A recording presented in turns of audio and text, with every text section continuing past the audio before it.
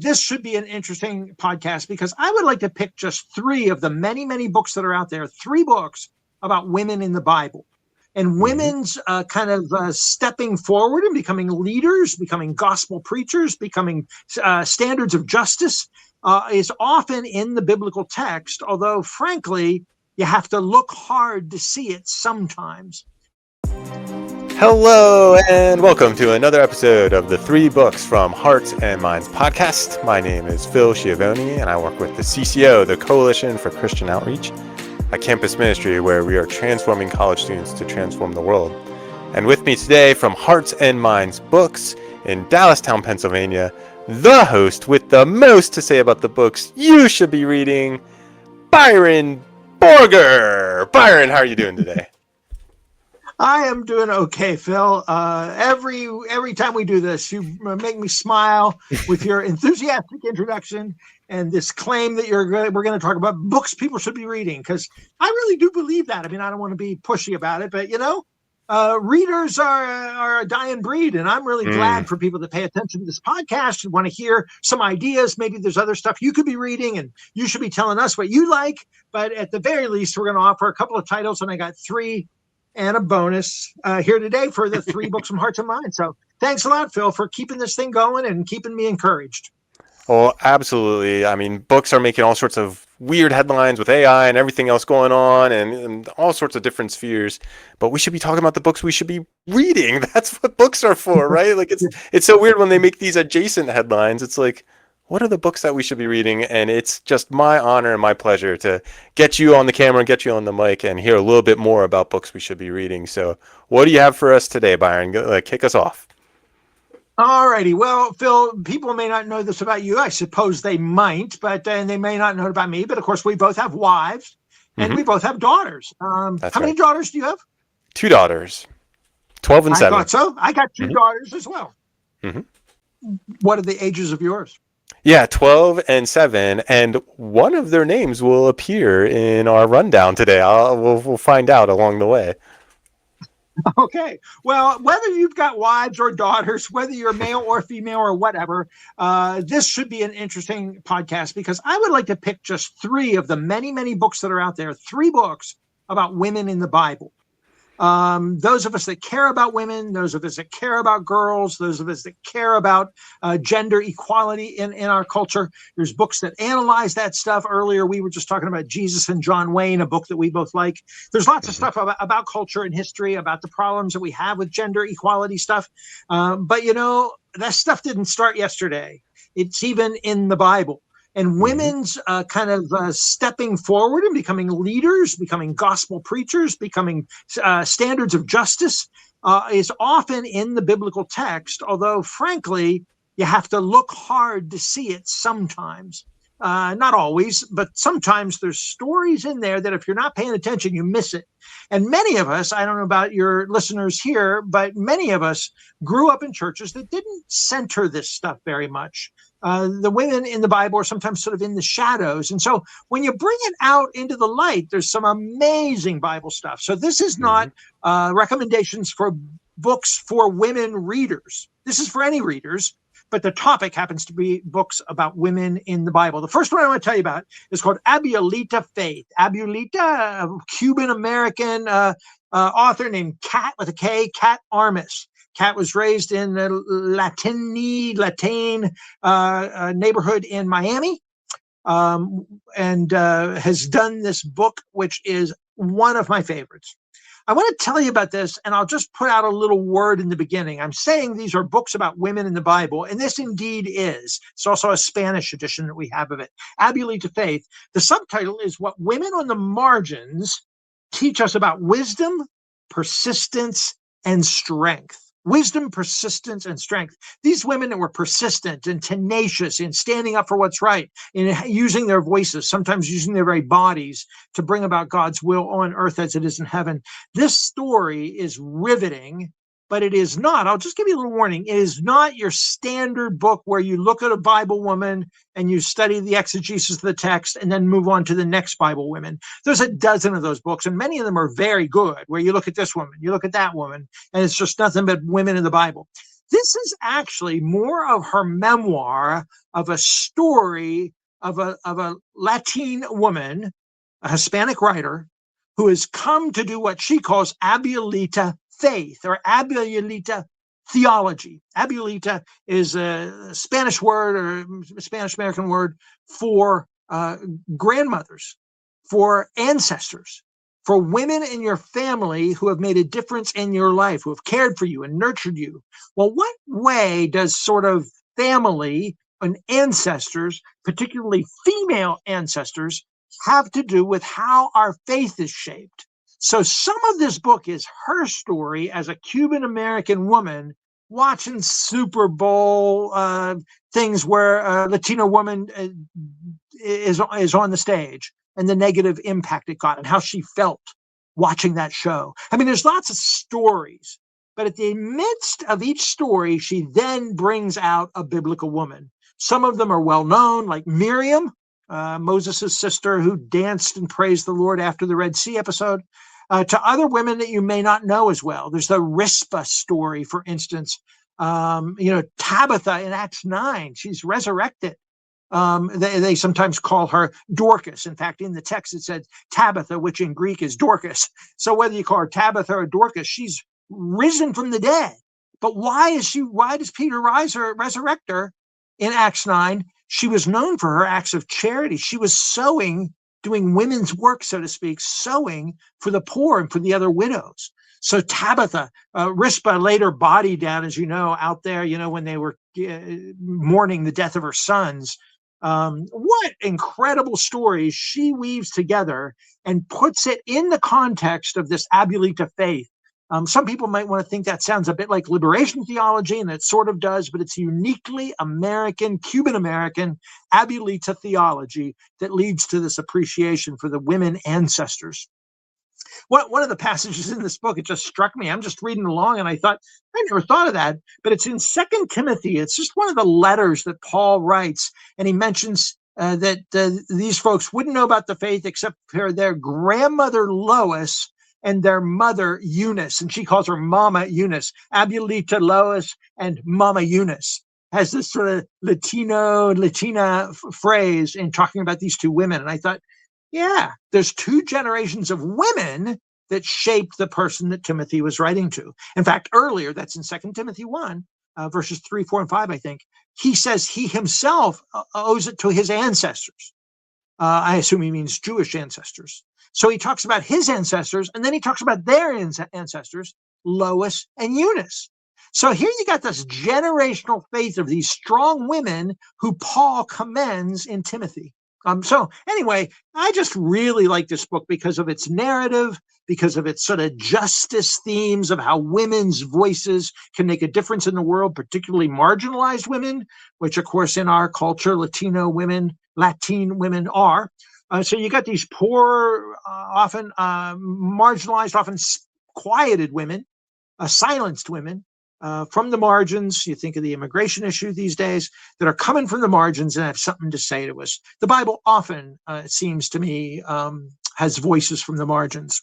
And in fact, Mary in the Magnificat, when she realizes she's pregnant with baby Jesus, sings this famous song in which, the rich are sent away and the nobodies are lifted up. And so this liberation of the marginalized people is a theme in Abuelita theology. And then that allows her to understand these women of the Bible in a very fresh way. You're discovering these sort of wisdom, embodied wisdom, she puts it, embodied wisdom of these overlooked women. So this is my first book that is about women in the Bible, although you get a whole lot more than just women in the Bible. And you get a unique take on the women in the Bible. If you've heard of some of these women, you'll be surprised what she does with them. And some of the women, I bet you even haven't heard of or haven't thought about much. So I'm really big on this. Abuelita Faith by Kat Armas. She has a daily devotional that we have as well that she wrote. She's a good writer on Brazos Press. I think it's really, really impressive. And we're happy to tell you about that one for starters.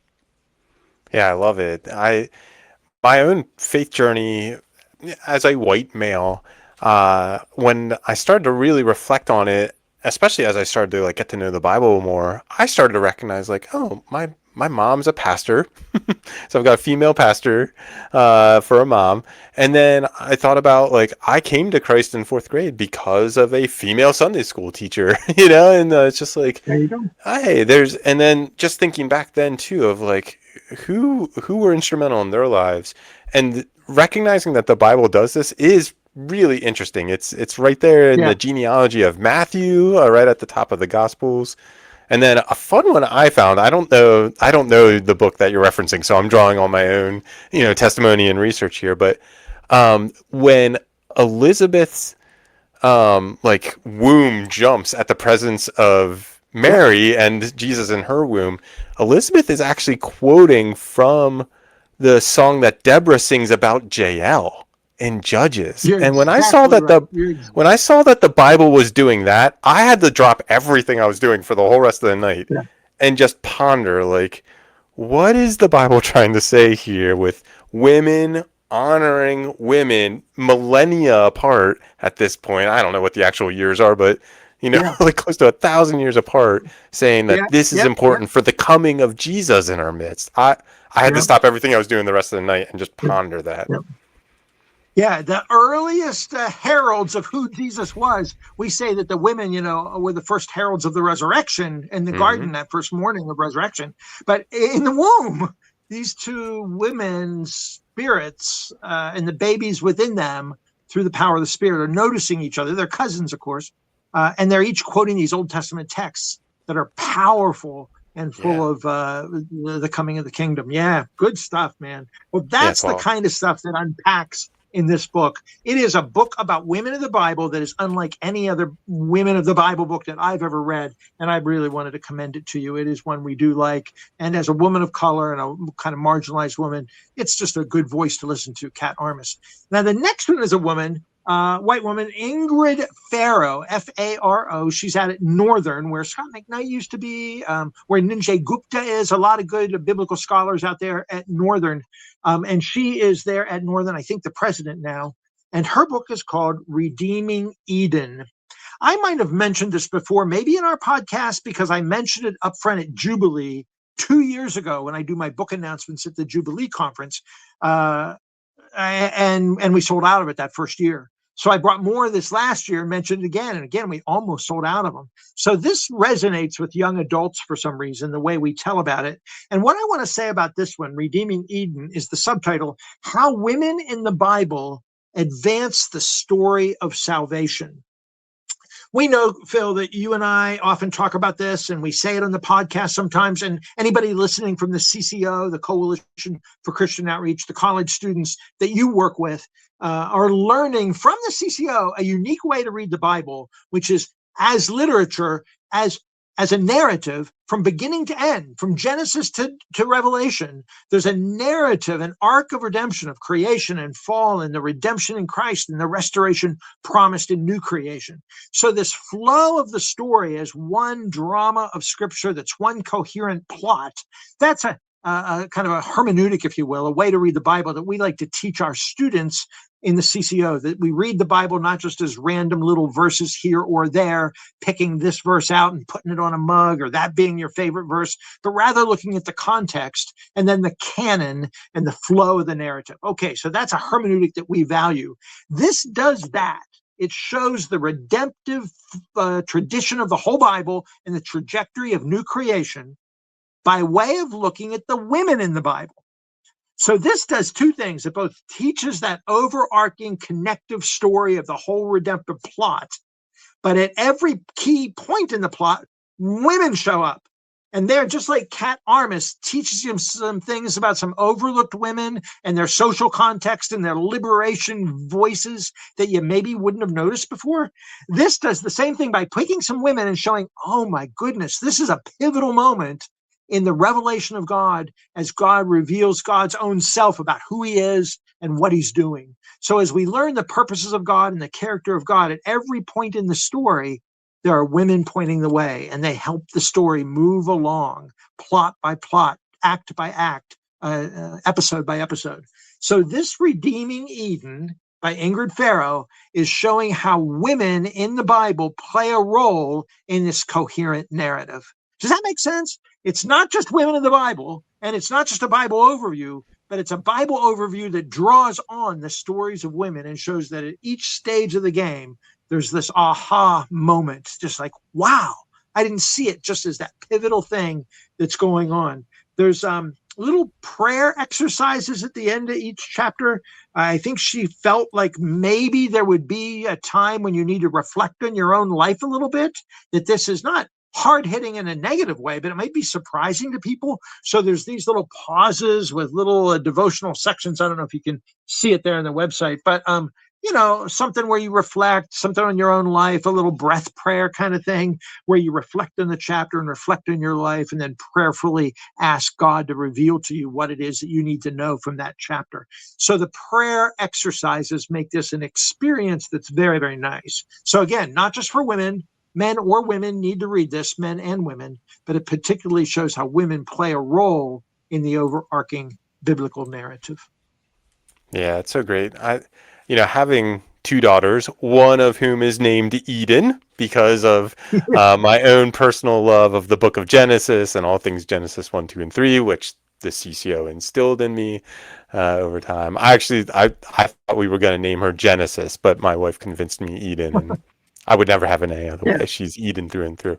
But one of the things my 12-year-old daughter, my other daughter, is doing is she's starting to read the Bible, and she's starting in Mark. And one of the things that I keep helping her to see is exactly what that book is pointing out of, like, hey, look, like there's more to this story than what meets the eye, right? Than just like the arguments, and like she catches on to the tension really well. But when I get her to look at the characters, it's like, hey, like there's something going on here, and there's a role that the women play. And I already gave her the heads up of like at the end, like we kind of see it from the women's angle as they're running away in fear and joy, and not what do we feel? And so and what I am sensing, which again I haven't read this book either, but what I'm sensing is this isn't like a hard pull for Ingrid to get at. It's showing, right? It's revealing like what's already in the Bible about women being in these very pivotal parts of this meta narrative that explains our salvation from Genesis all the way to Revelation, which of course impacts the current day. And then that works on us, right? Like once we see it in the Bible, then what does it do? Like how do we respond, and how do we start to see not only the Bible, but everyday life just a little differently and through somebody else's eyes? Yeah. Beautiful. Yep. We often think, at least many of us now, think about the promise given in Genesis 3 that the offspring of Eve will crush the snake, will defeat evil fundamentally, even though evil will bite his heel. And so there's this prophecy, sort of the beginning first rescue word. And one scholar once said the rest of the Bible is a footnote on that promise of Genesis 3, that through the offspring of this woman will come a redeemer who will suffer, but will kill evil. So the plan, the rescue will happen, and it will happen. And Eve is the first one to hear it. So we know that famous little song now that is often played at Advent with an icon of Mary. And it's the promise being told that at Advent now this is being fulfilled. And it's like Mary listening to Eve, with Eve and Mary talking together. And Eve's like, yeah, this is what I was talking about. And Mary was like, oh, this is what you were talking about. So yeah, this is the kind of stuff that's in this book, the interconnected flow of the women and the characters, and how the role of women is so important if we want to move the story along. I can't believe how much I miss. And you read a book like this and you're like, oh yeah, it was there all the time, hidden in plain sight, but somebody needs to bring it forward. There's also little QR codes in there. There's video curriculum you can use if you want to use that in a class. It's great for small groups. Highly recommend it. So you got the Cat Armas that is full of her own stories as a Latina woman, Abuelita theologian, writing about Bible characters in fresh ways. And then this one is the biblical narrative. The next one I want to tell you about is sort of like Redeeming Eden.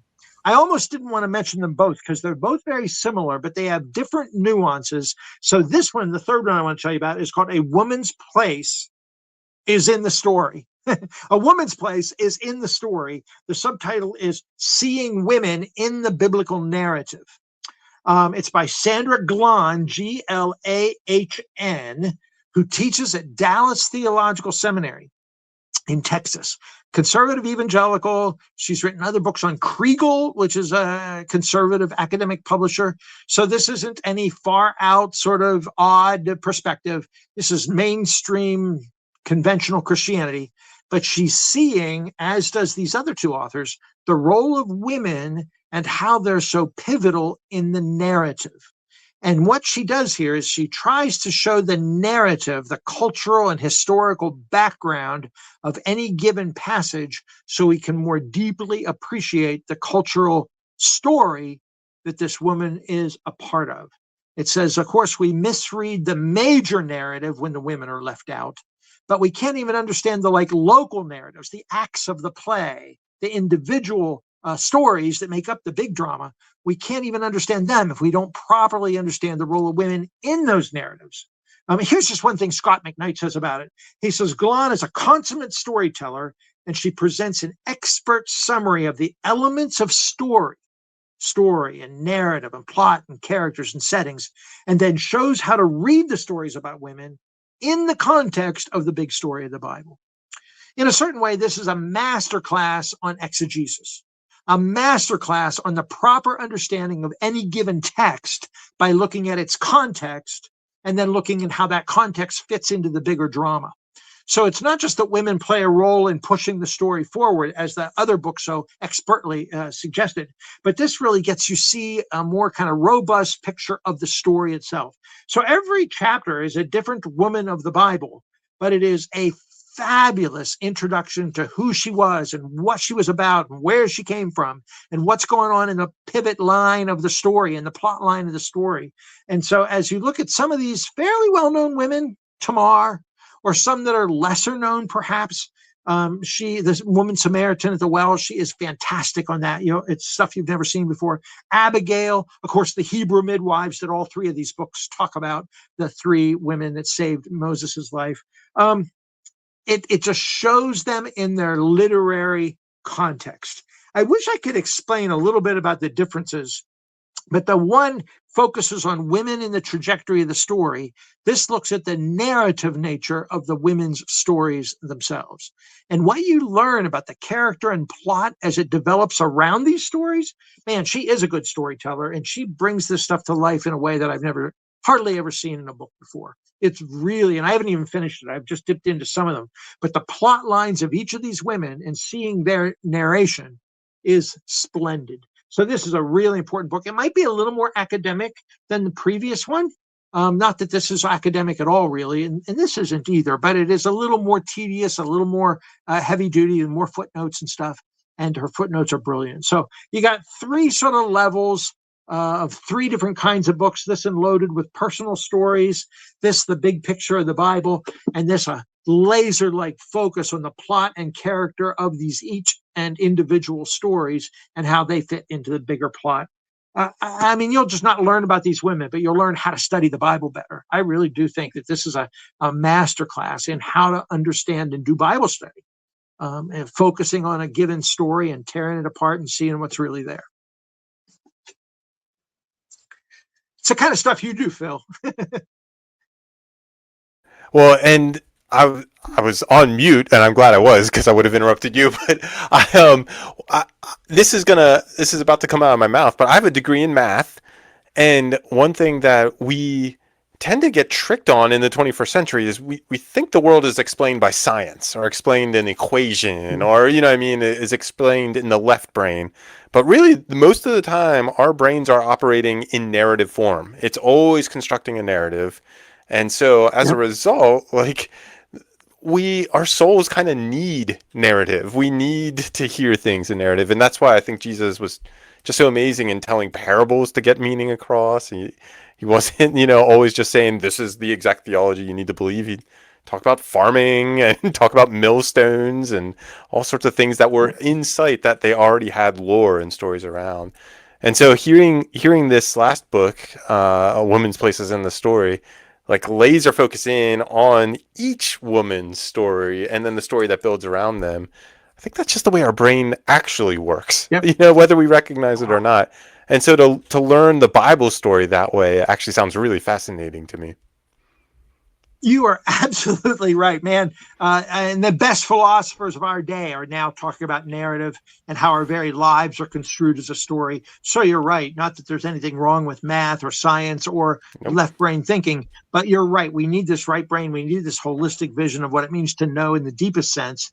And that story matters. And everybody's saying that in biblical studies now. So it doesn't surprise me that this combines sort of a narrative reading of character and plot to help us understand the role of women, which are often underlooked. So there's a lot going on here that makes this a very poignant book for our day and age. It's very timely. There's also discussion questions, so you could read it in a small group.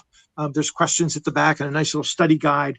It gives you the before and after pictures of some of these characters. Man, what a book. So yeah, there are three that I am very excited about, sort of three different levels, if you will, three different orientations, all trying to lift up these voices that are often overlooked by we guys that often just skip over that stuff. So men particularly should be reading this stuff. Women will find it encouraging. Anybody that cares about biblical studies, particularly applied to today, I think these can't be beat. May I tell you about one more? I know our podcast is called Three Books from Hearts and Minds, and we try to keep it about a half an hour, but I want to offer a bonus one. Can I do that? Yes, please do. Go right for it, Here Byron. it is. It is called Strong Allies, and we've mentioned this before. It's by a woman, died of cancer a couple of years ago, who is a very dear friend of ours. Her name was Leslie Ann Bustard, lived in Lancaster. And some of the ideas in some of this book, I don't think it's overstating it to say some of this came when she was hanging around talking mostly to Beth in our bookstore here. Years and years ago, married to our good friend Ned Bustard of Square Halo Books, who published this. Square Halo put together, after she died, this manuscript that she had been working on. And Strong Allies is looking at this Hebrew word, Ezar, E-Z-A-R or E-Z-E-R, Ezar, which is used when it's calling Eve a helper. It's been misconstrued by many to be like an assistant or like a office manager that has a secretary. You know, you got like this little helper. And she says, oh no, the only other time Ezer is used in the Bible, it's used to describe the character of God as one who comes alongside to empower and equip and encourage. This Ezer of God is not like a little girl secretary, not like a little helper. It's misconstrued if you think of it as a secondary figure, but rather an equal partner, a strong ally. Leslie happened to be a part of a PCA church. They don't ordain women. Just for what it's worth, she struggled with that, but it's not a book that's demanding around the issues of questions of ordination, but it is insistent that there's a general equality in males and females who need each other to work together. This book explores the helper language by looking at different women of the Bible and how they were Ezars to the situation. I think these other books are excellent, but this is too. The typeface of this is a little bigger. The sidebars are kind of neat. Ned Bustard designed it, so there's a little bit of art in it, of course, little pictures. And what you should know two things about Strong Allies in this beautiful book by the late Leslie Bustard. It wasn't finished when she died.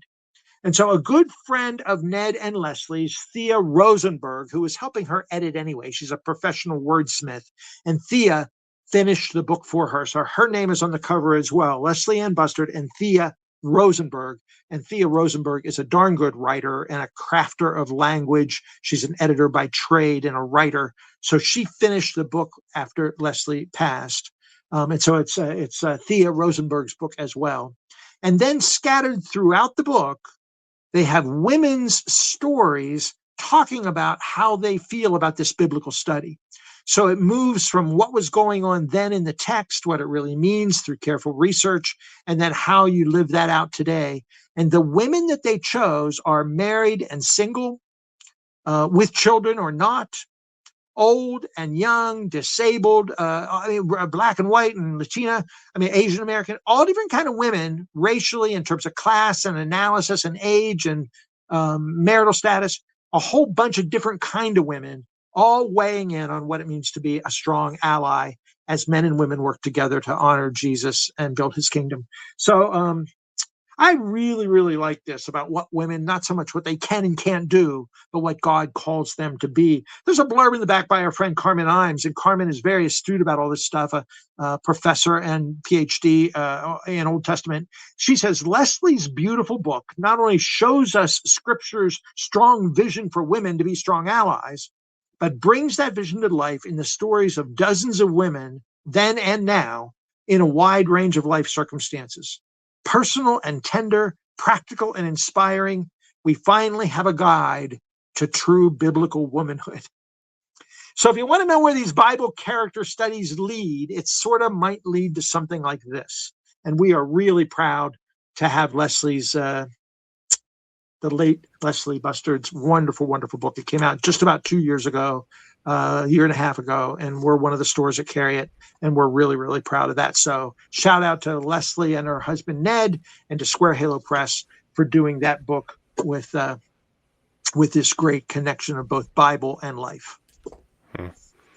Yeah, thanks for sharing that bonus book with us, Byron. And it's sad but poignant that that Leslie had a co-author to be a strong ally, to get the book across the finish line, and to tell the story just through its authorship is beautifully redeeming as well. Beautifully said. It couldn't have been better said. That's exactly right. Yep. Yeah. Well, thanks for sharing that with us. And yeah, Ned has been a friend of the show since its inception, and so we're thankful for Ned and his support as well. And not only with the podcast, but also with Jubilee, he's helped out as well. So thank you, Ned, as well. Shout out to Ned. So, anything else, Byron? Well, keep reading these books. Read books about the Bible. Read books about women in the Bible. Read books on anything. Just keep reading and keep staying in touch. We want you to know these are all 20% off. So if you send us a little email order here at Hearts and Minds, say you heard the podcast, we'll be sure to give you that 20% off discount. Spread the word about this thing. We're eager to get more views on this and hope it's somehow helpful for you in your journey. That's exactly right. And the link at the top of the show notes, no matter what media you are listening this to, will be the order form for those books that you can get 20% off. And you can contact either one of us through our email that's at the bottom of the show description. So do as Byron says, read these books, let us know what you think, order these books, share this episode, like and leave comments, all to help us get the word out there. And thank you for listening to another episode of the 3 Books from Hearts and Minds podcast.